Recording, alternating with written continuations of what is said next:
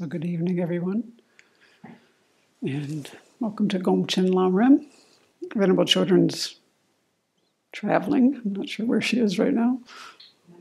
Netherlands. So we'll do some reviewing of the Gomchen Lamrim, and last time we were reviewing the 6 perfections. And we're going to continue with that tonight. We've had one talk on meditative stabilization. We'll continue with that. But first, we'll take a moment to set our motivation for this hour or so. So one time I was asking Venerable Children why or when really do the Galupas, because they study so much, when do they ever decide to work on calm abiding?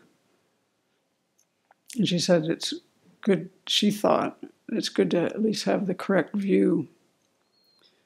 And in preparing for this, I came across something from Lama Tsongkhapa, who said you should really make your bodhicitta stable before you do that. And so let's take a moment to think about the 6 perfections that we're studying and how they are completely the basis for them is compassion, and how important that is for us to slowly, moment by moment, day by day, year by year, attune our minds to this kind of response to our lives, and to hold this as so dear, and then to expand it to a place where we really can take in concern for all beings everywhere. Their suffering, their wish to be happy. And then have this thought to benefit them and to become enlightened in order to do that. And slowly our minds will change as we create this new pathway in our thinking and our heart, as we subdue all the obstacles in the way of really this beautiful and most noble human value. And I've even seen it in our cats. So let's take a moment in your own way to generate this vast aspiration for this time together. So when we talk about the 6 perfections, and when we think about the perfection of far-reaching meditative stability, the main topic there is actually serenity, or calm abiding, which the Sanskrit for that is shamatha, and the Tibetan for that is shine. And shine, that's 2 syllables in Tibetan. The shi means calm. It has the idea of quieting distractions. And the ne means abide. So it has the idea of your mind being stable on the object. So we want to have a mind that's calm, stable.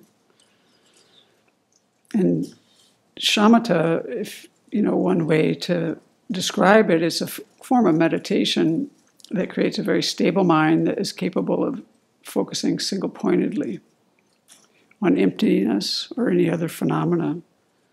It's also what they call access to the first meditative stabilization, or the first jhana, which we'll talk about in a bit. But before we get so detailed, let's think about it more generally, this mind of serenity that can be stable on the object and yet be really vibrantly alert and have mental clarity. So that's really what we're talking about here. And sometimes we hear the word samadhi, which means concentration, and that's a word that's used in a lot of different contexts in different ways. So Venerable said that you have to really figure out in the situation exactly what it is, but it is a continuous single-pointed focus on a designated object, and it's a very powerful state of mind. With samadhi, you can control your mental activity and the arising of afflictions. But that word isn't the same as shamatha. It's not, there are words that you hear a lot together, but it is a different word. It has different meanings in different contexts. But shamatha is very well defined. When we think about stabilizing meditation, we talk about two kinds of meditation in general: analytical or checking meditation, and stabilizing meditation. Stabilizing is when you're focusing and absorbing the mind in one object without it wavering. Whereas in analytical meditation, we're more kind of, I wouldn't say pondering. That's a little, maybe it starts that way, but it gets to a much more subtle level, but you're really probing to understand something.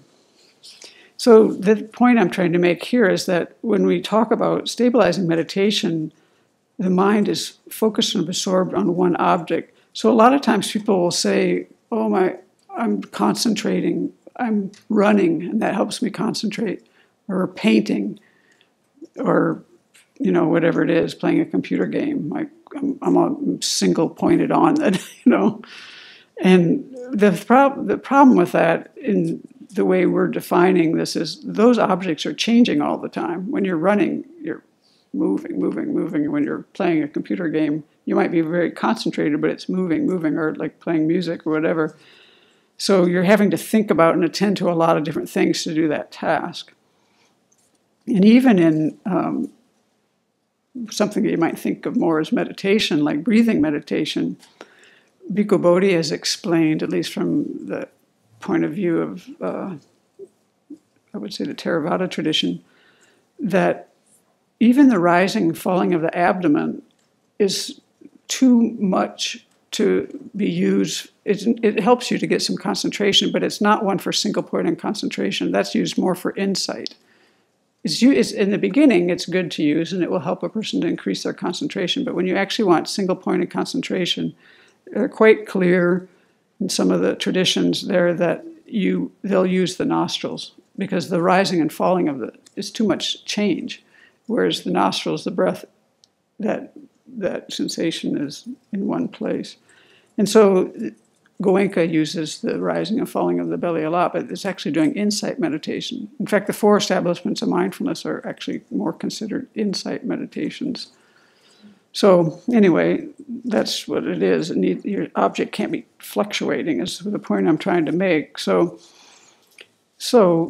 yeah, we use a certain level of concentration in our day-to-day life, and by increasing our concentration in meditation, it can help us in our day-to-day life. My nephew once taught himself how to meditate online when he was like 12, and he said, "Wow, I can do my homework faster."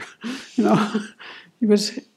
just taught himself whatever he taught himself, and he noticed a change in his ability to concentrate. So concentration and serenity are very important. They help us with what you might call mundane attainments. Those include things even like the super knowledges, but there also are things that are more like super mundane or transcendental attainments, like liberation and enlightenment. We need to have concentration and serenity to do that. And Atisha, there's a couple of verses we'll share tonight by him. One, he says, in order to develop the super knowledges and the beyond samsara paths, in order to free yourself from samsara, you should first cultivate serenity. If your serenity practice is weak, you will gain no power, even through sustained efforts. Therefore, accomplish the trainings in the various levels of samadhi.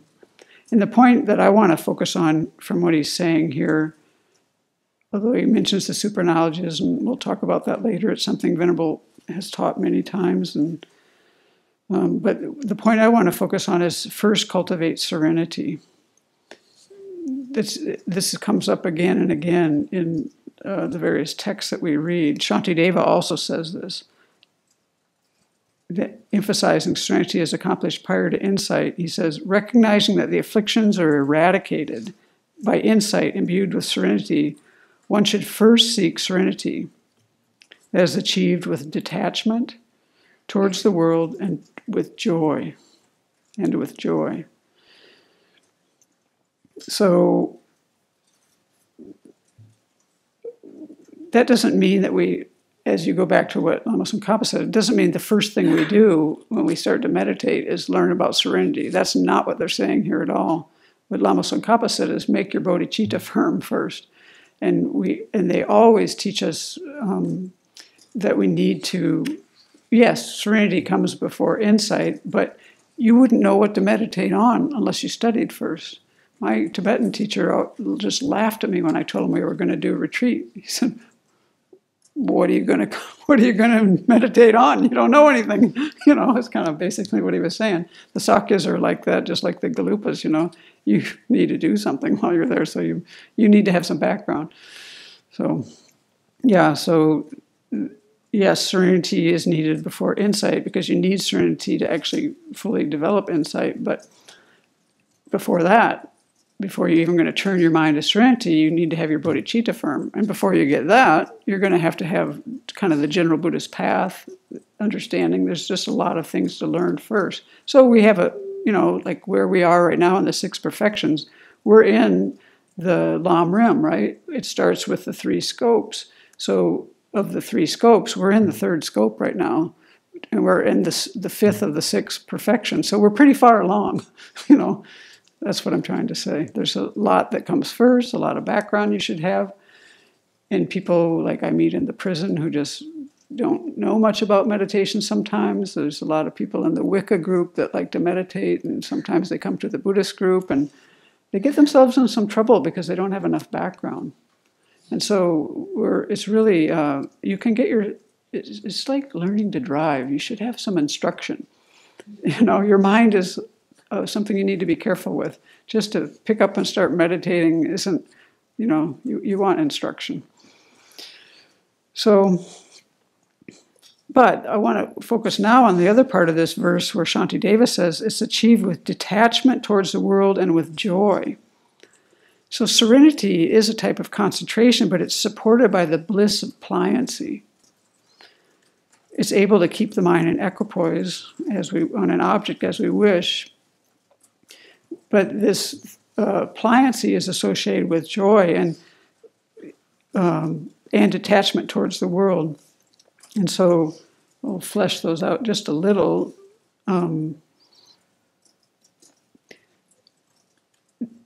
Pliancy is a kind of serviceability is the way we say it. But it's funny that when Jin Lamrimpa talks about this, he actually separates this and has different Tibetan words for both pliancy and serviceability. Sometimes we've used them interchangeably. So I thought I'd just share what he says about these. Pliancy has physical and mental aspects. There's a physical pliancy and a mental pliancy. Physical pliancy is a sensation you feel in your body. It's a very pleasurable, tactile sensation. And it's associated with the movement of the subtle energies or the prana within the body. Whereas mental pliancy is actually a mental event. And it renders the body and the mind, he would say, fit for action. That's what he said, and serviceable. And then he goes on to define serviceability, which has a different word in Tibetan, as a buoyancy of the body and mind, a state in which the mind is easily aroused to engage in wholesome activity.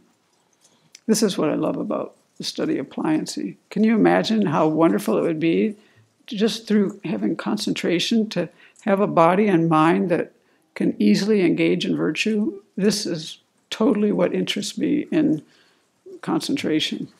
It's been a real motivating force for a long time. So that's pretty awesome. So what marks the attainment, or what is the attainment of shamatha? As we were saying, it's also called the access to the first jhana, or the first meditative stabilization, which I believe is Samten, right? Meditative stabilization. I think so. Is that right, Tibetan people? Okay. Well, I'm thinking it is, but I'm not positive. So the first jhana is the Pali, and dhyana is the Sanskrit, I believe. This is a different dimension of existence. It's actually the form realm. So when you reach the point of shamatha, you have pliancy, and you actually are in this access concentration, which is like, what does that mean? What is access concentration? It's a state of concentration that immediately precedes and provides access to this actual first jhana. That's how it gets the name access. And so thinking again about detachment, as I mentioned last time I taught in this review, we were talking about the 6 conditions that you need in order to, the conditions you need to develop serenity. And in that talk, I wanted to repeat this part, that to attain jhana, you have to turn away from sensual desires. You're leaving the desire realm. So, think about it. You have to let desire go.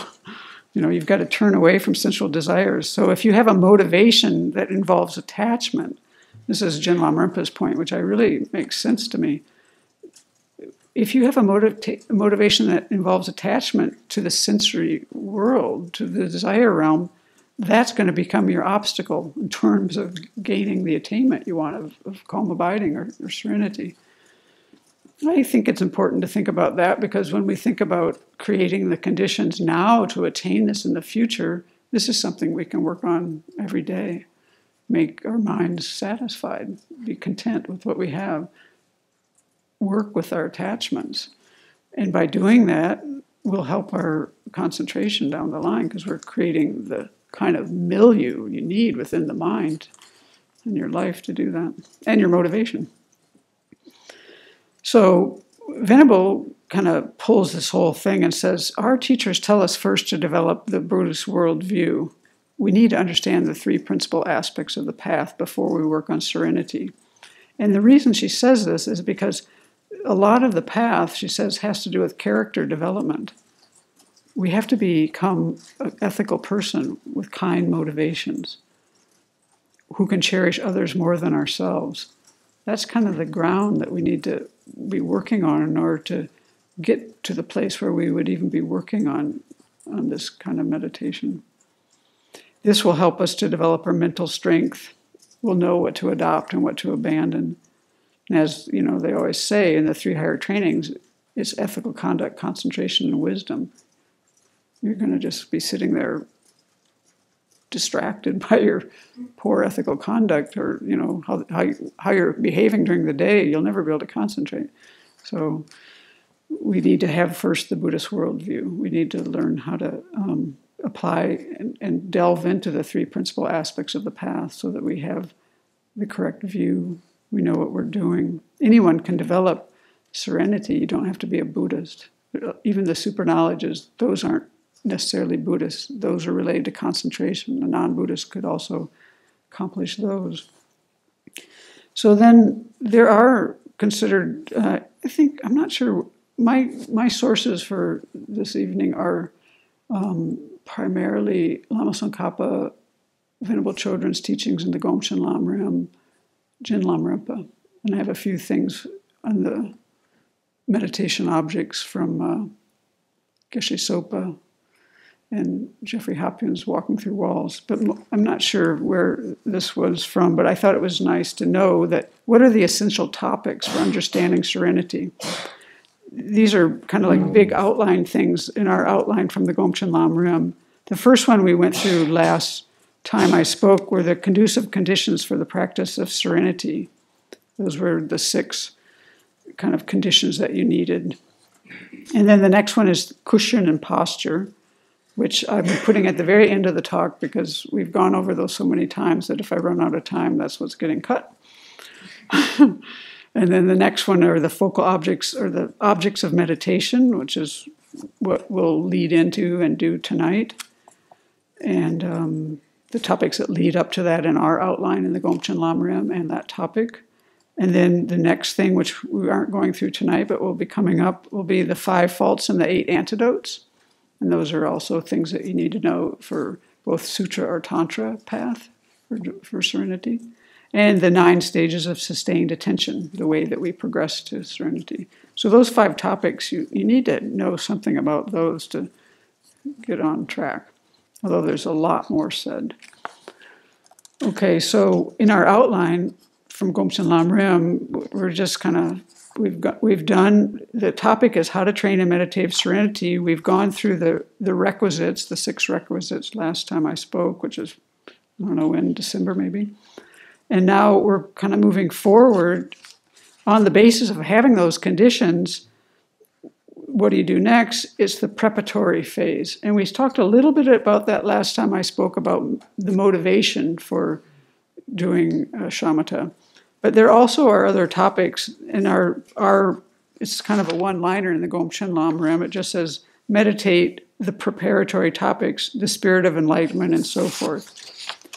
And just a little bit I want to say about that I think is a very salient point is, okay, what does that mean? It's like the 6 preparatory practices. But in general, it means make sure you take refuge, generate bodhicitta before you start a meditation session.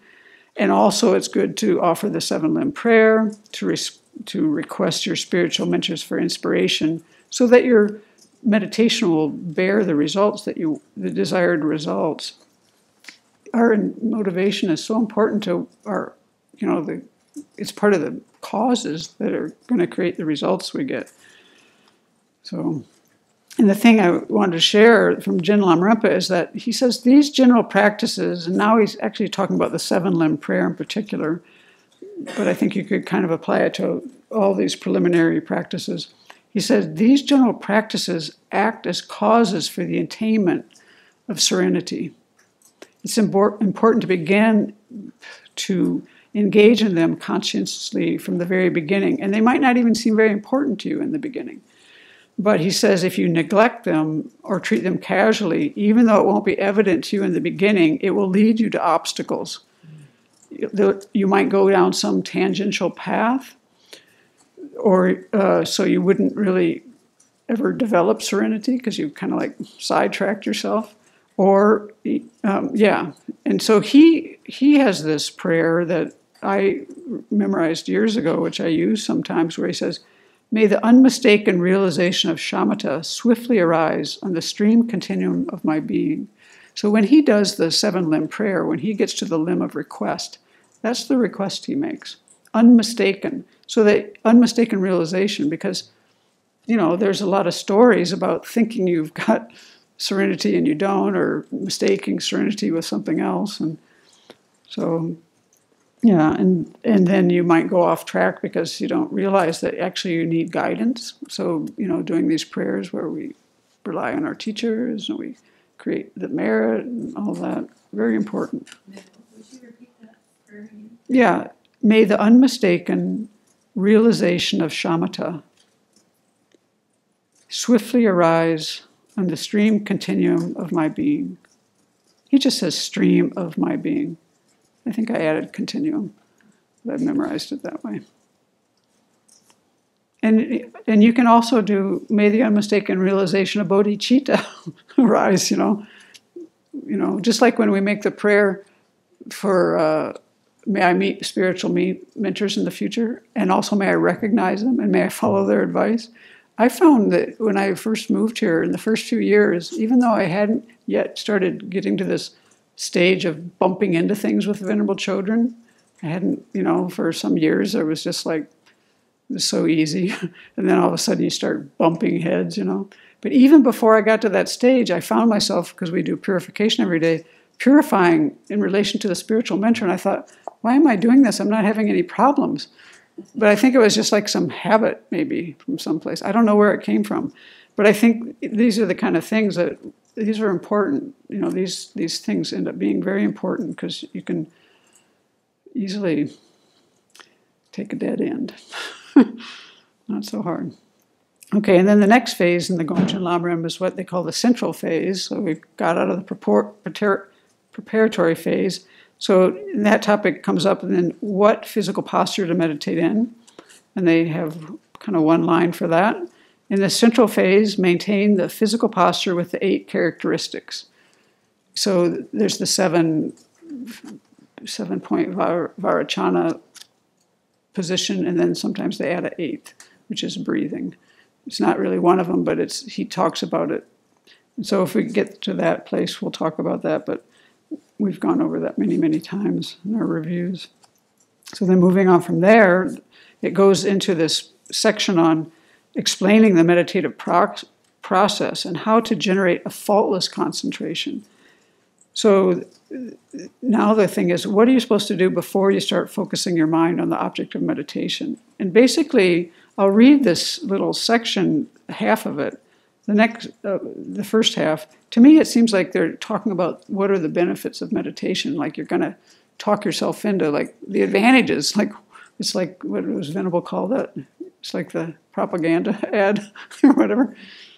It's very nice though. This is from the Gomchen Lamrim where it says, possessing joy and bliss, you're physically satisfied and have the visible result that is happiness from concentration. Cool.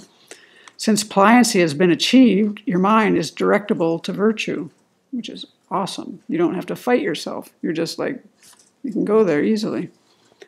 As uncontrolled distraction towards incorrect objects is appeased, misbehavior doesn't occur.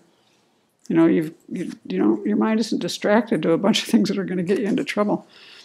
Your virtue is potent, and soon you will attain superknowledges and supernormal powers, which we'll talk about more later. I've never been very interested in those, but I thought I'm going to get into it this time because for some reason pliancy is what interests me. The superpowers are like, well, but Atisha is like, you need these superpowers. And actually, I didn't read this quote, but there was another place in here, like, it was like really, it was in the Gomchen Lamrim early on.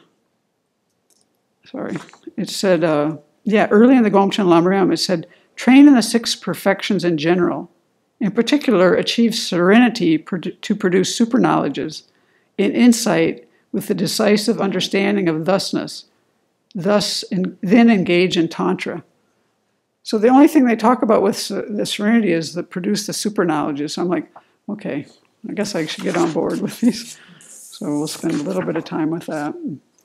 Okay, and then your virtue is potent, and soon you'll gain the superknowledges and the supernormal powers.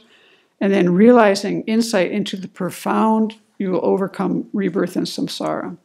So these are all things that serenity is going to be a part of. Serenity is an insight, but you're going to need it, and it's going to help you with that. So to me, there are some wonderful benefits there, but there's also like some pitfalls or some dangers related to these benefits that we're warned about. We're always warned not to become attached to the bliss that you experience once you have attained full serenity. You can get sidetracked. So from the beginning, they always warn about that. So, and the other is not to become complacent once you have some skill and concentration. You might just think, good enough, So they say that once you reach these jhanas or even the form or the formless realms, it's tempting to want to remain in that peaceful state.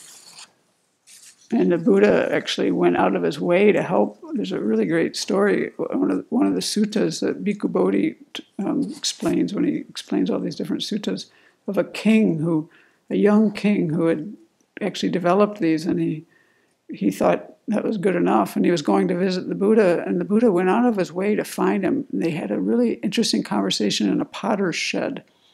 But the Buddha didn't identify himself, so for the longest time, the king didn't know he was talking to the Buddha. But then the Buddha showed him how it wasn't enough to just have this level of these jhanas or even formless realms, whatever he had gotten to. And he convinced him of that. And then I didn't finish that whole teaching, but apparently that young king then left there and actually died soon after that encounter, which I think is partly why the Buddha emanated himself there. So it's it was a memorable story. So if you just got stuck there, if the king had just stayed with that kind of motivation, there's no progress. You will never get liberated if you just stay in a form realm or a formless realm. You're going to actually, that's not liberation. And so, you don't want to make that your goal. You don't want to get kind of sidetracked there. So from the beginning, they warn us about this.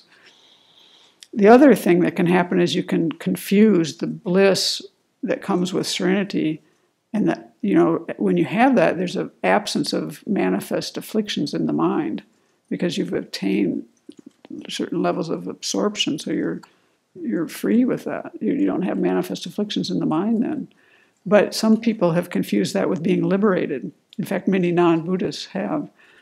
And so that, again, is you're sidetracked. You think there's a lot of stories about that. You think you've gotten liberated, but actually you've just gotten some level of concentration where you don't have manifest afflictions. I had a friend who, I don't know, what's his name? I think it might be Muktananda. He only teaches with a chalkboard. He spent 2 years in silent retreat in a cave in India. He's Hindu. Came out of that cave and yelled at somebody right away.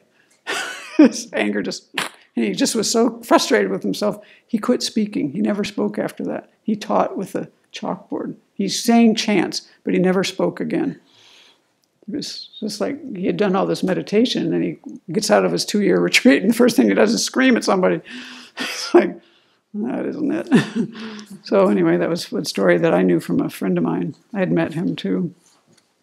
Okay, so when we have these, when we develop serenity, one of the great benefits of having serenity or even concentration is our virtuous activities will be much more focused then.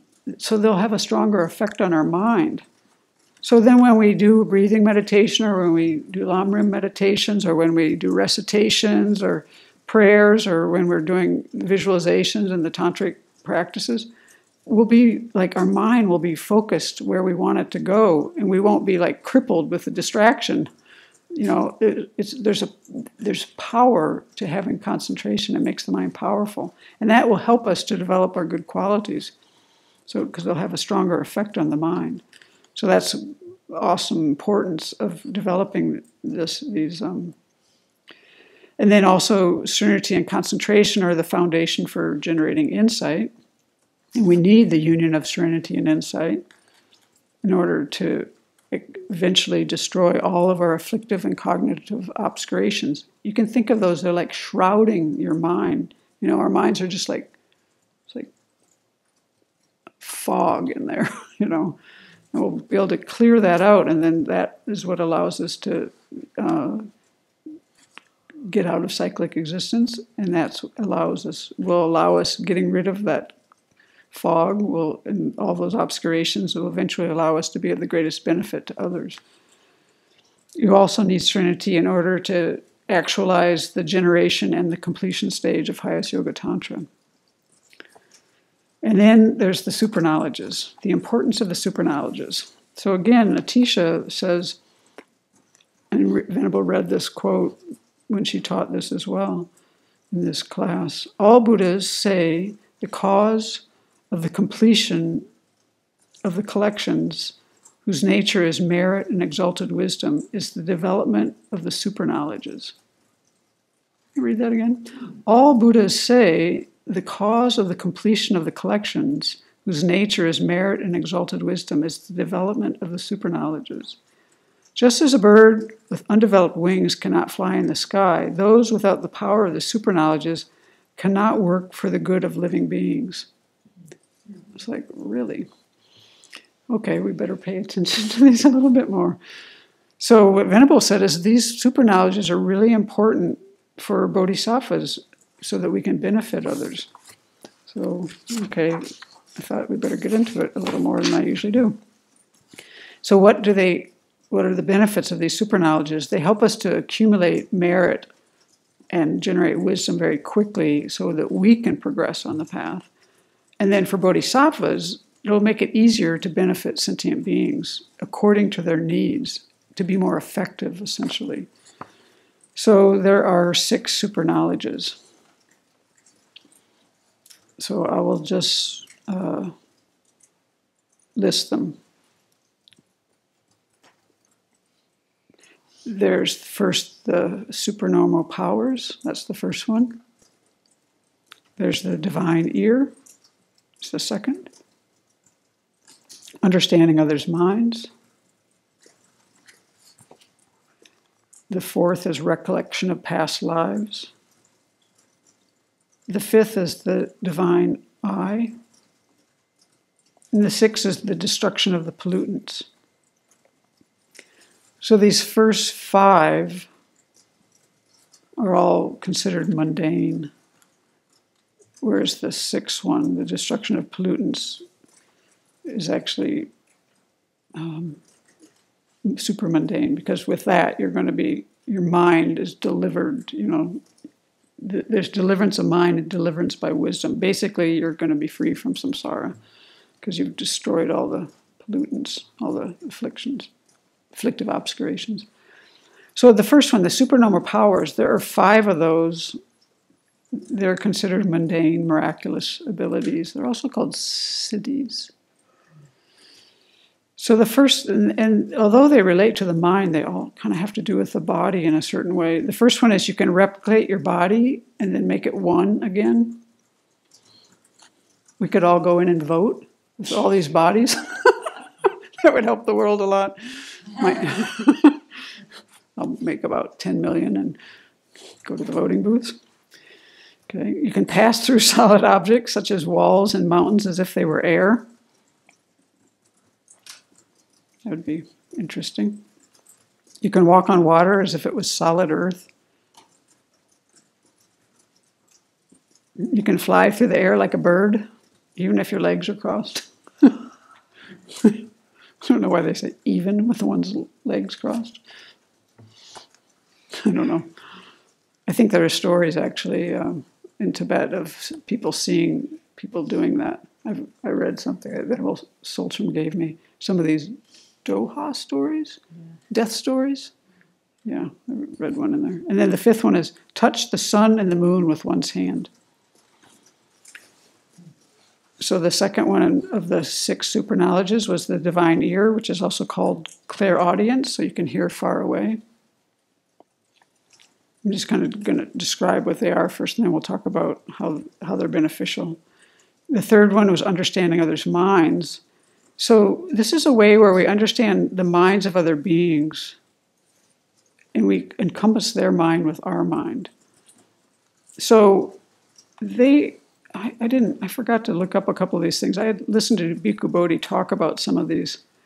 I'll just read them, but I can't remember the details on a few of them. So you understand a mind affected by lust is affected by lust, and a mind unaffected by lust is unaffected by lust. That's easy. You understand a mind affected by hate is affected by hate, and a mind unaffected by hate is unaffected by hate.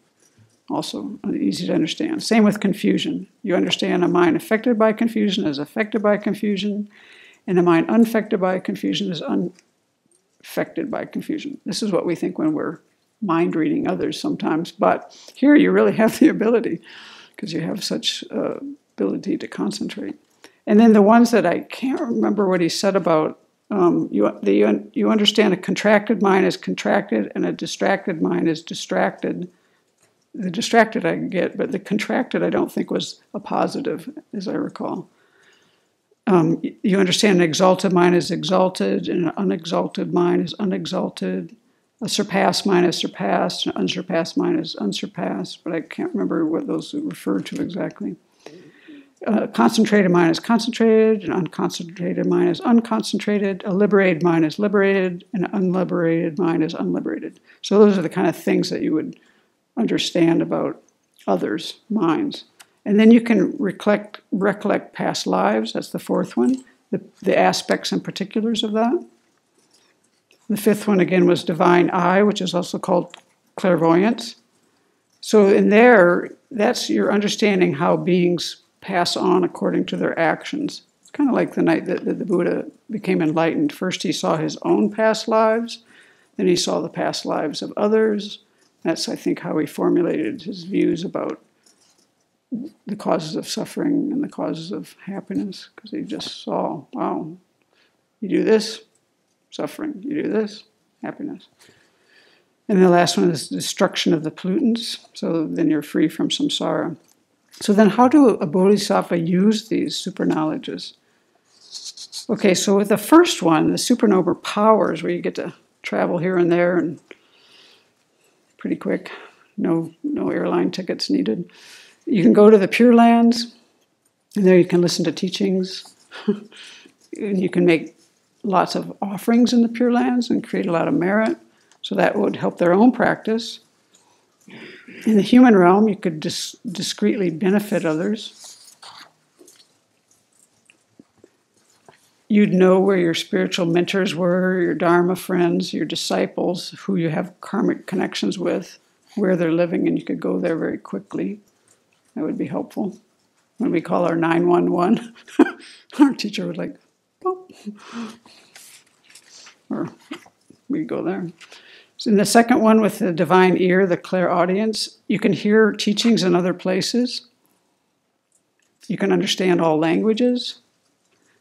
Venerable said once, you could hear what your students are talking about, what their Dharma discussions are about, so you know what they're mixed up on. Actually, you know, Ajahn Mun could do this. I don't know if it was hearing or knowing their minds. Wouldn't that be something to be his disciple? Living with your teacher who can read your mind. That would be a training. And then, you know, if you knew all the languages, you could speak to anybody. That'd be great, in their own language. The third one, the knowledge of others' minds. You'd know the interests and the dispositions. You'd know the emotional patterns and the habits, the habitual thoughts of others. And then you could adjust your teaching because you'd know them inside and out, so to speak. You'd know when their mind was full of afflictions or free of afflictions. You'd know when they were like ripe, receptive, or when you need to just like, you know, your skill would be tremendous. The fourth one, knowing their past lives, they'd know, they'd know you'd know who your spiritual mentors were, what Dharma practices you've done, who your spiritual friends have been, people that you know, and you could seek them out and help them to progress along the path. You could get back to the practices that you already, you know, have made connection with. You'd be able to find your disciples that you had a Dharma connection with, so you can continue to guide and teach them. That'd be awesome. Then, and actually, I think sometimes that Venerable Jigme talks about this a lot. Sometimes when we have quite a connection with somebody, she always say to me, I think you have a previous karmic connection. You've said this a number of times to me. You know, where there's certain people or teachers that you just, boom, really resonate with, you might have a connection. Maybe they found you again. Let's see. And then the sixth one is the destruction of the pollutants. So you would know what level of spiritual attainment you have, what paths you've attained, which, of course, this is related to insight now, but you have to have the cultivation of insight to do that, but it relies on the serenity to get there. So the Buddha didn't allow his disciples to talk about these kind of things. He wanted his disciples to remain humble. But it's interesting what His Holiness says about this. I found this kind of helpful because sometimes it always just kind of seemed a little far out to me.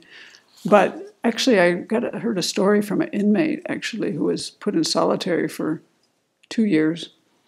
He's somebody that we know, and I've met a few times. And he had known martial arts. He was a black belt for that. So they train a lot the mind when they do martial arts. So he knew something about meditation.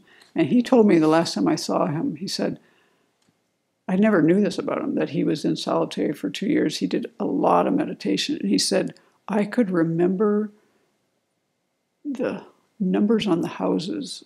He could see all this stuff in his mind as clear as day. All this stuff from when he was young. His memory just...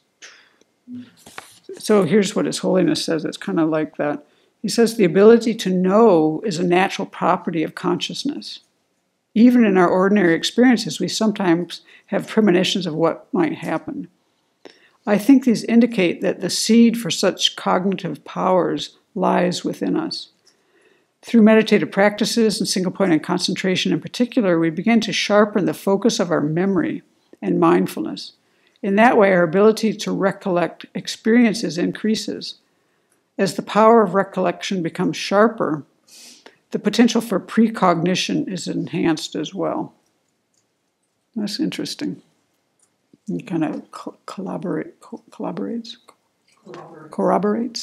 what this inmate said, what this person said. So you will meet people who have clairvoyance, even in this life, who may not have developed serenity, but sometimes that happens because of their previous karma, the power of their karma. And So they may know something about future events or about other people's thoughts, but these are considered to be kind of limited in scope, and they generally are lost at death. And it doesn't stop the person from falling into the lower realms. It doesn't indicate that those people have spiritual realizations. It's just a karmic thing from previous lives. So it actually, for some people, if they haven't done the preliminary work in a spiritual practice, it might be a distraction. They might even use those powers for the wrong reasons. If you could use them to gain personal power, you could use them to gain respect or material things, whatever. So we want to develop these powers based on our spiritual practice, based on the stages of the path, so that we're using them to benefit others and use them in a constructive way. So it's fun. I didn't know this until this week that, so as we've heard some stories in the Abbey from people. These powers are for people that don't have a spiritual path to put them into, could be useless at best and harmful at worst.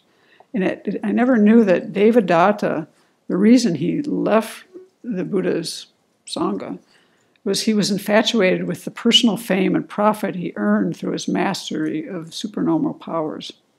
I never knew that before. I found that in the Princeton Dictionary. They read a lot. People make dictionaries. They're very wide read. So that isn't our goal to gain these powers. Our goal is to gain liberation and enlightenment. But if you had the proper motivation, these would be quite useful. And actually, also, clairvoyance isn't complete and can be erroneous until you're fully enlightened. So, not to be completely relied upon, apparently. Okay, the next topic in our outline is what to do while focusing on the object. And it starts with kind of a general presentation of the objects of meditation, and then it goes into a more specific one. But first we'll talk more generally about meditation objects. So, as we all know, sentient beings have very different dispositions and tendencies. And partly for this reason, the Buddha taught different meditation objects to develop serenity. So this is Lama Tsongkhapa was speaking now. He says, I'll say, while it's true that, he says, any object, internal, external, can be used to cultivate serenity, but many benefits are derived from choosing a meditation object that helps familiarize the mind with virtue. So although you could start with anything, it's really useful to think about something that familiarizes the mind with virtue, which is why in our tradition, and this actually comes from Kamalashila, in the King of Concentration Sutra and another sutra, we use the image of the Buddha a lot in Tibetan Buddhism, a visualized image. And there's so many benefits. It's a virtuous object. And there's many benefits of continually remembering the Buddha. It accumulates a lot of merit. It helps us think about the Buddha's qualities, the body, speech, and mind of a Buddha. And then if we attune our mind to that and we get really familiar with that, it's likely that when we die, if we bring that up, just when you walk down to the barn and you pass that Buddha, when I pass that Buddha there, it always calms my mind. Or when I walk around Kuan Yin, there's always something that I work with my mind with when I'm there. It's a reminder. It's a symbol that reminds me of something. And so this visualized image will remind you of the Buddha's qualities, and it can make your mind much calmer. And, you can have a mind that develops refuge. And if you have that on board as a practice, then when you're dying, it's like, boom, you've got a tool there that's going to be quite useful. So it's considered to be very useful at the time of death. It can help you to have a virtuous mind, and then virtuous seeds will ripen. And so that helps with our refuge, which makes the mind very inspired. It creates a kind of merit that contributes to the attainment of the Buddha's form body. It can contribute to other practices that we might do, like we do a lot of visualization practices in Tibetan Buddhism. And so sometimes we visualize the field of merit, or we do visualizations when we do prostrations. And it's really nice to feel yourself in the presence of the Buddha, because you're not just like putting a postcard up there. You're like a visualized image that you're in your mind, like the Buddha is there. This is the Buddha. It's not like a picture of the Buddha. This is the Buddha. You know, you're supposed to think of this image as the Buddha as a being, not as a picture when you do use this. And then it's also used in tantric. You know, it gets you used to visualization, and there's a lot of complex visualizations in tantra. So one thing, I think this text explains this quite well, and I think these are really important points. I did some of these wrong for a while, which is why I was like, wow, I didn't really get that right. They talk a lot of times, and this says, you know, it quite clear that to facilitate this image appearing to, you start by looking at the rough features of the body of the Buddha. And you might start with a picture or a thangka, which is visual, but eventually it's going to be a mental image. And when those rough features are stable, you meditate on the details. When they're stable, you don't go to the details first. This is the mistake I made. So here's one thing they say: visualizing several times successively the head, the two arms, the torso, and the two legs. In the end, when you can get a general picture in your mind of the whole body at once, distinguishing roughly the features from head to foot with the limbs, although it may not be clear and include the light, you should content yourself with that as you have found the object. Venerable said this again and again, but I didn't quite follow that. And then here's the part where I went wrong. Then, wanting to make it clearer, you visualize it again and again. It may become clear, but it will hinder your concentration. I actually found that to be true. You have to get the stability before the clarity. You have to have stability first. It's really clear in the text. I can't say I did that. So she always says, whatever appears to you, be satisfied with that. You have to go for stability first. Although it may not be very clear, if the object is unmistaken, you will achieve concentration soon and attain clarity easily. That's what our text says. This Gomchen Lamrim has a lot of really good pointers. So, yeah, we gain familiarity. We might first look at an external object with our eye consciousness, you know, the visual consciousness. But when we meditate on things, we're using our mental consciousness. So with an external object, it's not that physical thing that you're using to develop serenity. It's not the final thing. Actually, it's a conceptual appearance to your mind that you're meditating on. It's the mental consciousness. The final object has to be one that's the mental consciousness, even if you start with one that's something that you see with your eyes at first. So like when she taught us the kasinas. You looked at it, you got familiar with it, then you took it away. You kept using the external kasina until you could actually see it without it there, and then sometimes you had to refresh it. Finally, you had it. It's like, wow, I can see that. I don't need the image, the external image at all. It's the same idea, exact same idea. So why is this important? Well, really, when you start dying, these sensory consciousnesses are going to be gone, and you're going to have a mental consciousness. We want to be able to use that mental consciousness and focus it at the time of death.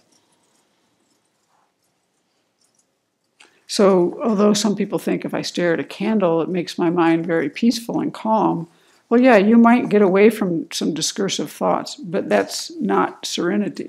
Just getting rid of discursive thoughts is not serenity. Serenity has much more to it than that. Like, remember, you have to have the pliancy, you have to be able to keep the mind vivid, stable. Just getting rid of discursive thoughts, you can do that if you're like lethargic. I don't have discursive thoughts when I'm like sitting, or as Guy Newland said, hit him with a hammer, knock him out. doesn't have any discursive thoughts. It's unconscious. So serenity is a mind that's clear, it's bright, it's vivid, it's focused, it's stable. So then when we choose an object, we want to, this will depend on our faculties, our dispositions. You don't have to use all the various objects that they have. But there's some general advice about, if you're wondering which one you should use. So they say that people with sharp faculties could maybe do this on their own by reading and understanding the texts that describe this. But most people should consult their spiritual teacher. And a Sangha makes a strong case that before you try to develop serenity in any serious way, if you have strong afflictions, you need to work with those first, especially the strongest. It's just going to keep intruding in the mind otherwise. So that's why when we get to this other part where they present the actual objects, there were 4 types, and one is called objects for purifying behavior. It's the second of the 4 that we get into. That's what you need to be focusing on if you have really strong afflictions, because they just get in the way. You're trying to, put your mind on the Buddha or your breath or whatever it is, and you're like, I can't stand this. You got to work with your anger first, or your lust, or whatever it is. You got to clear those out. So that's why they have this whole category. So it says here, you have to determine which affliction is the most intrusive and uncontrolled. Those are the words. That's easy to understand. That's our experience. Uncontrolled and intrusive. So then cultivate the antidotes to that, and then your meditation will progress and it will be noticeable.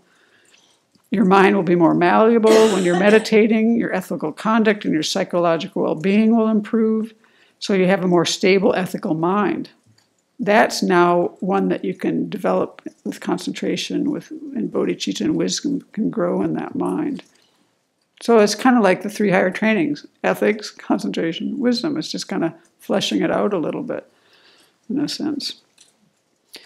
Okay, so one thing also to know as a general thing is the difference between like serenity and insight. Okay, so serenity, is a stabilizing meditation. You're focusing the mind. Analytical meditation is more for insight. And the difference in those two isn't actually the object. The difference is how the mind engages with the object. You can use the breath for serenity. You can use the breath for insight. You can use emptiness for insight. You can use emptiness for serenity. The object of emptiness can be an object of serenity meditation. Right? It's kind of, in a sense, like what we're trying to train ourselves in right now when we do the Lamrim meditations. We do the analytical meditation. We use the analysis. We try to generate this feeling, and then we try to stabilize the mind on it, because that makes it all more potent, because the concentration makes your mind more powerful. So we're actually training ourselves in this right now. So whereas serenity is single-pointed, insight is analyzing deeply. And insight allows the mind's scope to examine different facets and characteristics of an object so we understand it deeply. So those are kind of general things that we should have a feel for, I think. There's a lot to say about this topic. I'm just trying to pick out the things that make the most sense. Now, to me, this next section is new. We spoke about it with Venerable, but I had read about this before, and I always found it kind of confusing. So this is now presenting the actual objects. These are the different 4 objects. They're called universal. The first one is universal objects, also called extensive objects, depending on which text you're reading. The second was objects for purifying behavior. The third was objects of skill, or objects of skillful observation. And the fourth was called objects for purifying afflictions. In our text, it was objects for purifying kleshas. So these are 4 general objects in different categories. And actually, I read that these include all the objects of meditation, these 4, I think, will come up.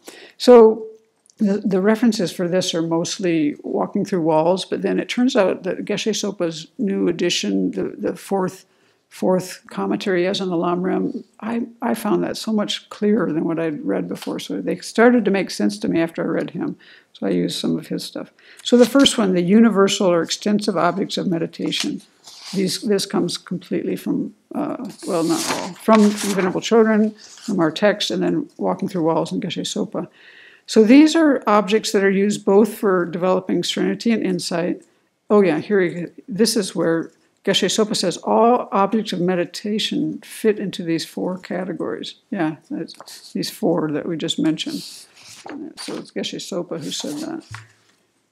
Oh yeah, I'm sorry, I'm mixing it up now. Okay, we're in the first one, the universal objects. It has four in it, and all objects of meditation fit within these four. So we're in universal or extensive objects. There's four. There are analytical images or discursive images. There are non-analytical images or non-discursive images. The third one is limits of existence or limits of phenomena. And the fourth is achievement of your purpose. So everything object we've ever had somewhere fits in here. So the first two relate to how objects, they're spoken of in terms of how the mind observes the object. Geshe Sopa says how they're generated by the meditator. Their mental images are reflections of thought in the mind. They're generated by the meditator. So this will become more clear as these are the analytical ones. So these are objects that you observe due to insight that's analyzing an object. So they're used to develop insight. An example of that would be like the Four Noble Truths. The mind analyzes a topic by delving into its qualities and details, and this way creates a concept. And then the non-analytical images, those are the ones observed in Serenity. Now the mind is focusing on the object without doing any analysis. And these are used for developing samadhi and serenity. So here the mind gets stabilized on the object, and the image of that object appears to the mind kind of like a reflection. So that's the first two. The third one is the limits of phenomena or limits of existence. So these aren't things that are like posited by the meditator, like the first two. They are actually in reference to an observed object. So there are like two types. It can be two things. The limits of existence completely encompasses what exists, or the limit of existence that it completely encompasses the way in which things exist. And actually that encompasses everything. There's nothing outside of that. There's what exists and the way in which things exist. This is how Geshe Sopa explains this. So let's give the examples because it maybe will help. So the example of the first type, limits of existence completely encompassing what exists. So Vasubandhu takes all composite phenomena and explains it in three ways. You can say, like we're doing in debate class, with our categories. The 5 aggregates are one way to describe all composite phenomena. The 12 sources are one way to explain all composite phenomena. The 18 constituents are one way to explain all composite phenomena. So everything that exists can be included in those frameworks. Do you follow what I'm saying? No. Okay, so this is a category of meditation objects. It's called limits of phenomena. It refers to observed objects. The limits of existence are posited in reference to an observed object. And it can mean one of two things. The limits of existence that completely encompass what exists, the limits of existence that completely encompasses the way in which things exist. So one way you can describe what exists, if you think about composite or impermanent phenomena, the 5 aggregates, let's just stick something that's more familiar, that encompasses all composite phenomena if you take it in the broad context. Sometimes we think about it just as the body and the mind, but actually there's a way to understand the 5 aggregates as all impermanent phenomena. So that's a very limit of existence. It's kind of like the big pie. So I think of it. Or you could say Does that make sense? More sense? A little more sense? So Geshe Sopa says in a not literally, not in a literal way, but another way, maybe a more practical way I think, you could say the Four Noble Truths, they include all things that are to be known. It's not like, that's not literally true, because there are objects of knowledge that are not part of the Four Noble Truths. But everything you need to know to attain liberation is in there. So he calls this, he says, nothing more is needed. And in that sense, the Four Noble Truths are a limit of existence. It's kind of like the big pie of, the limits of existence, everything that exists. It's just the word they use. It's kind of hard. I never understood that one before until I read that. Walking through walls didn't make any sense to me. I was puzzling over what wouldn't be included in the Four Noble Truths. Oh, probably things like non-virtue. Maybe, I don't know. That's non-virtues in the call-outs. I mean, actually, I don't know, just in that. Well, how about uncomposed space? You don't need that. You don't need that to gain liberation. That's just a mental construct. You could do without that. I don't know. He didn't say any more, but we could figure that out. Okay, so that's an example of the first type. The second type was the way things exist. So one example of that would be emptiness. Emptiness completely encompasses the way in which all things exist. And then so when you have, where these come into the meditation thing is when you reach an understanding of this, some object of the limit of existence, for example, emptiness. When you reach an understanding of emptiness, then you fix your mind on that and do stabilizing meditation. So it's just actually what we've been taught to do, but they're putting a lot of fancy language to it, and they're also including all the objects. I mean, if you think about, like, I think it's good to include these because, like, in the Pali tradition, they study a lot. Like, the five aggregates is an advanced topic. You meditate on that after you've done the four establishments of mindfulness because it's considered harder. And the 12 sources and the 18 constituents are harder and harder to understand. And there's a reason for using them. Like, here's what Jeffrey said about this. He mentioned, like, he puts this under, where was that in here? Oh, it comes under a later thing, but it's the same topic, so I'll say it now. In this category of four type of topics, the object of skilled observation is the fourth. In there, they also have the five aggregates, the 12 sources, the 18 constituents, 12 links, things that you want to adopt and abandon and all that. Those are all considered skilled objects of observation. But what Jeffrey says about this is interesting. We might as well present it now.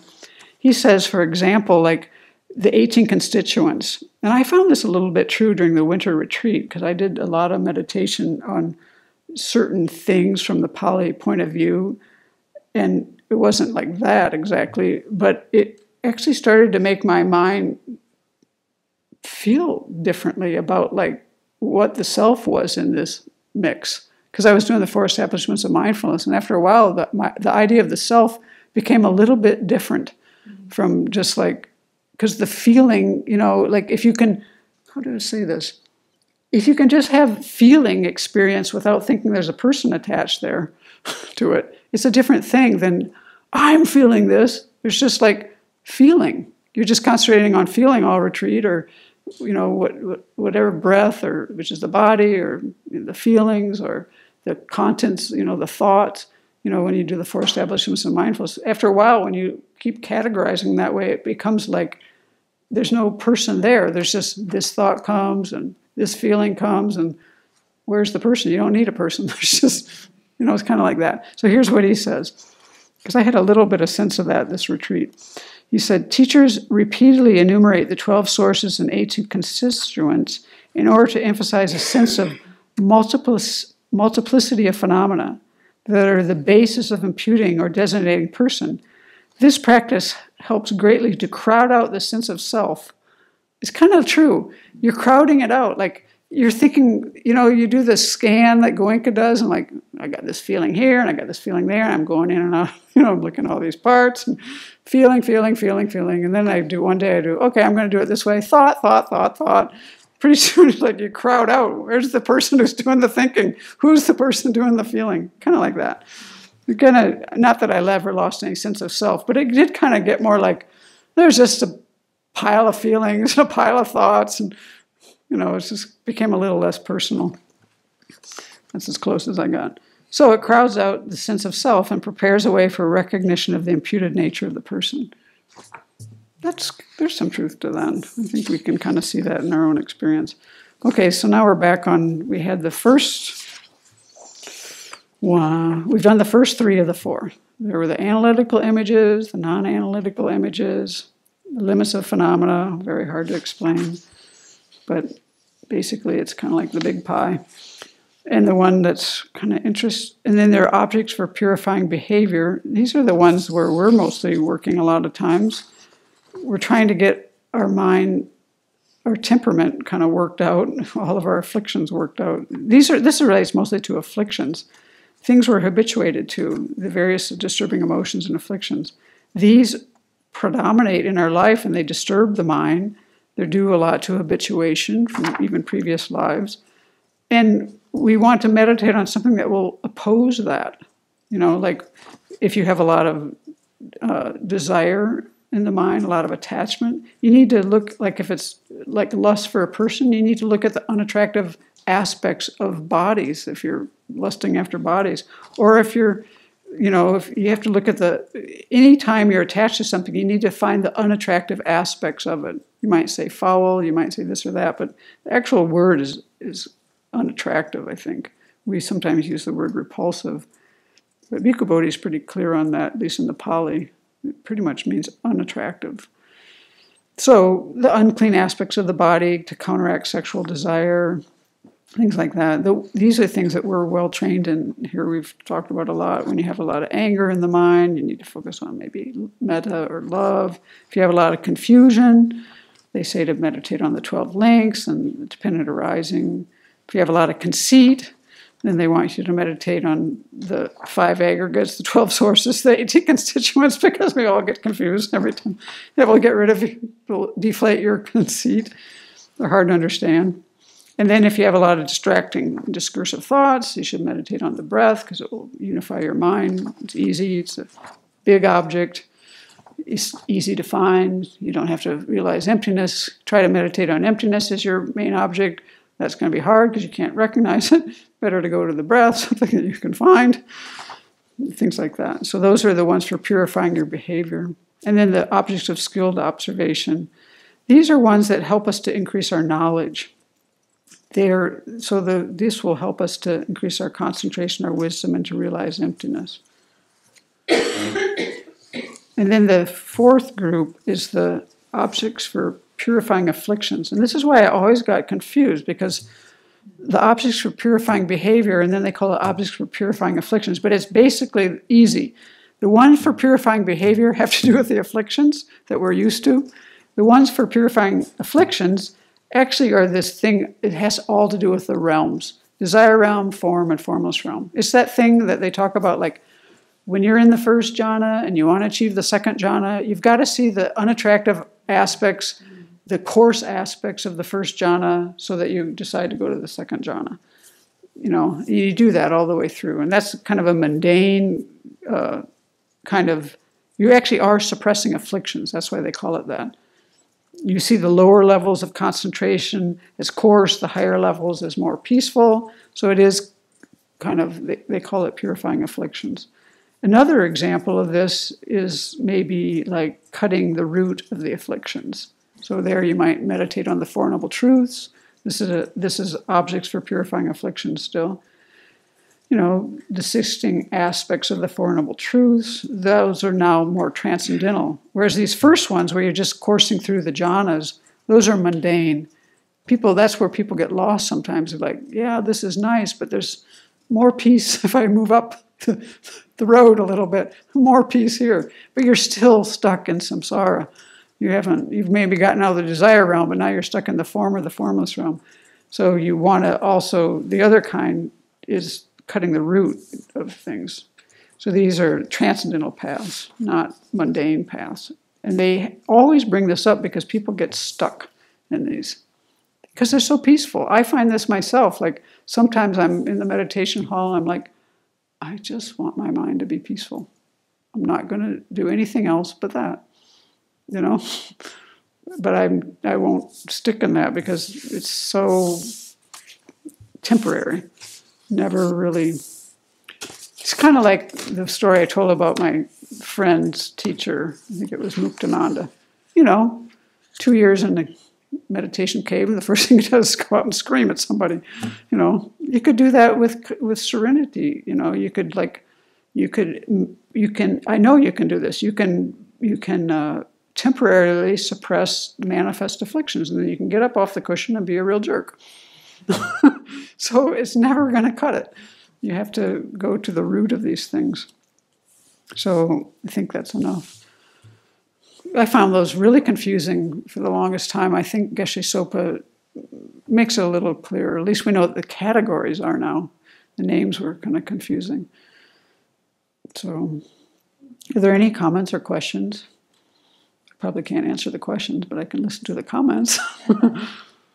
It's a topic I like a lot. If you could please repeat the objects for purifying behavior. Yeah.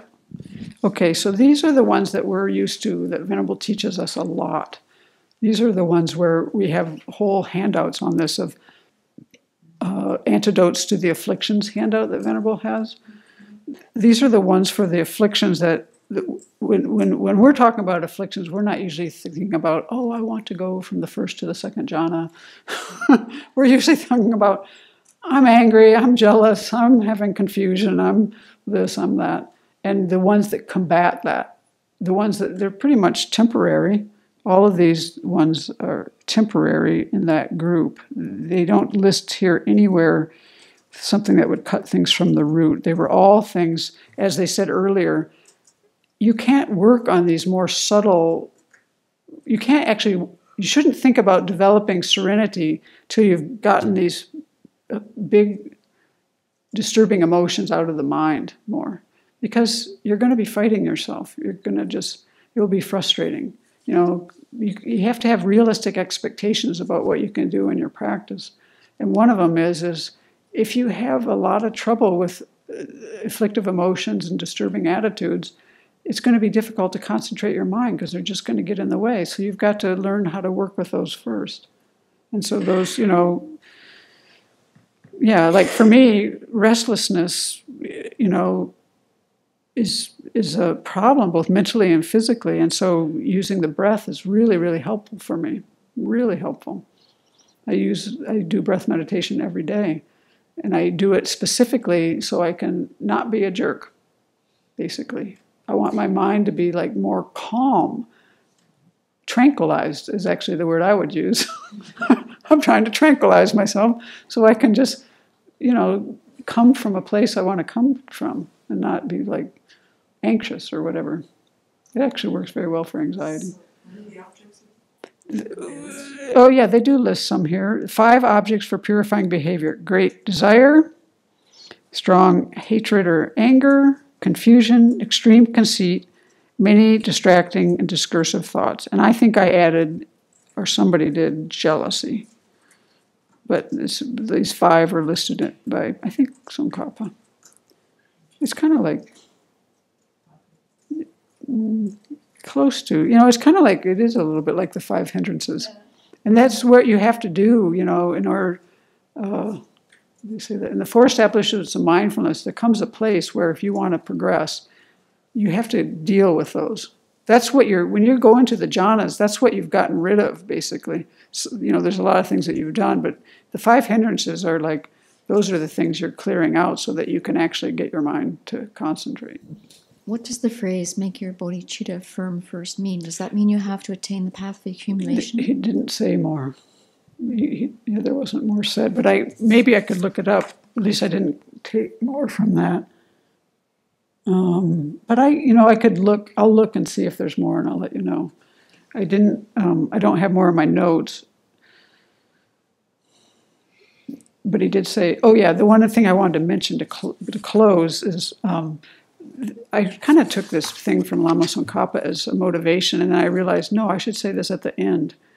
So he does say, after you've increased the stability of the spirit of awakening, then, train in high meditative stabilizations, learn about it, aspire to it, and train in those. But then he says things that I think is really good advice for us.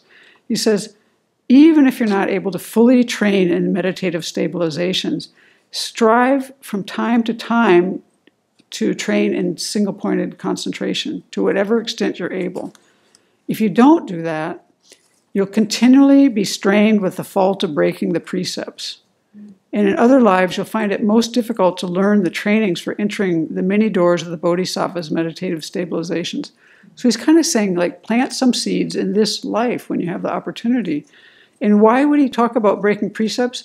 Because what I'm saying for myself, if my mind isn't if I'm anxious, I interrupt people, I get short with people, it's easier for me to go to anger, my mind's too charged up, and it's hard for me to keep my ethical conduct where I want it to be. So I have to tranquilize myself, is the way I say it. For me, that's the one, but for other people, it's going to be something else that they need to do. And by working, with those various afflictions that we just spoke of, whatever's predominant, work with that. Then that will become less, and you'll have the opportunity to work with some different ones. Let me tell you about it. But if we don't spend some time trying to get our mind more stable, it will be more difficult for us. We'll just be distracted all the time. Our mind will be pulled around. We are like that image of where they put the nose ring through you and just drag you around. Our afflictions drag us around.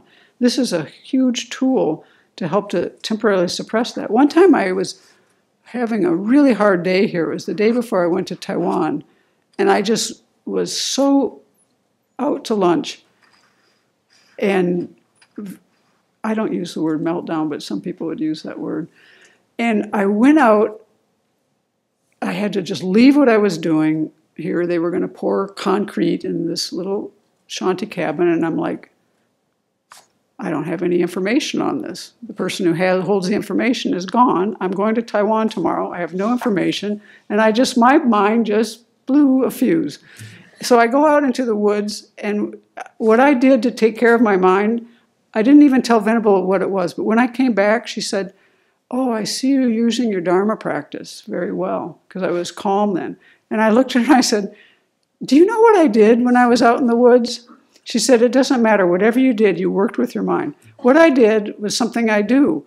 I cried, and I laid down in the grass, and I stared at a piece of grass because it stabilized my mind. And I do that sometimes when I'm way bent out of shape in the earlier years here. I would go out in the woods, I would cry, I would look at a piece of grass or a leaf, and I would just stabilize my mind and get myself back on track. And she came back, and I'm like, to me, this was not Dharma practice. I come back, I didn't tell her what I'd done. She said, yeah, you're practicing the Dharma. She was so very good. And I'm like, are you kidding me?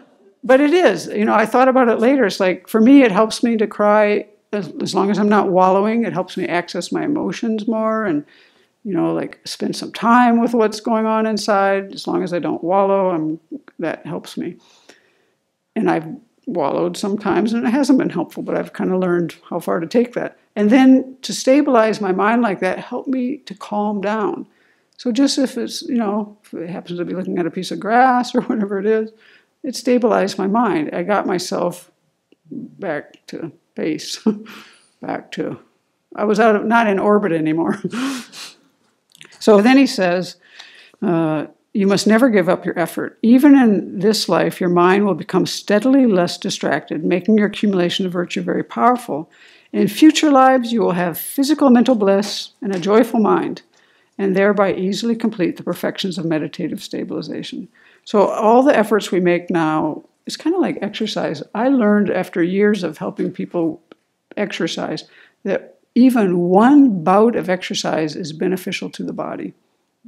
Used to say you have to string them together, which is true. The more effects, as long as it's not too much or too little, better. But even one bout of exercise is beneficial for a person's body. For me, one session of yoga is quite beneficial for my body, you know. So everything we do here is helpful. It's better to string them together. But So how do we decide what to meditate on day to day? so I think what I would do is I would read about this topic, because it will become more clear to you, and then listen to Venerable Chodron's teachings about this topic, especially in the Lamrim text, the part they talk about this, it's in the meditative stabilization part. I think that it's hard to read Lama Tsongkhapa. To me, his section on that is the best thing I've ever read. But a more accessible book is Jin Lam Rinpoche's book. It's not Calming the Mind. I can't remember. Yeah, anyway, Jin Lam Rinpoche has a book about this. It's straight Lama Tsongkhapa, but much easier to read, and that will help. You definitely need guidance from a teacher most of the time. But you have to kind of figure out, like from the things we talked about tonight, is if your goal is to, why are you doing it? You got to ask yourself, why am I doing this? What is my goal? Like for me, concentration isn't always my goal. There's other things to do. I'm actually more interested in insight, to tell you the truth. You know, but I need some concentration for that. So you have to kind of figure out what you're trying to do. You have to understand the path structure so that you're staying within the path, which is why it's easier to use the Lamrim to guide you, you know, through that process.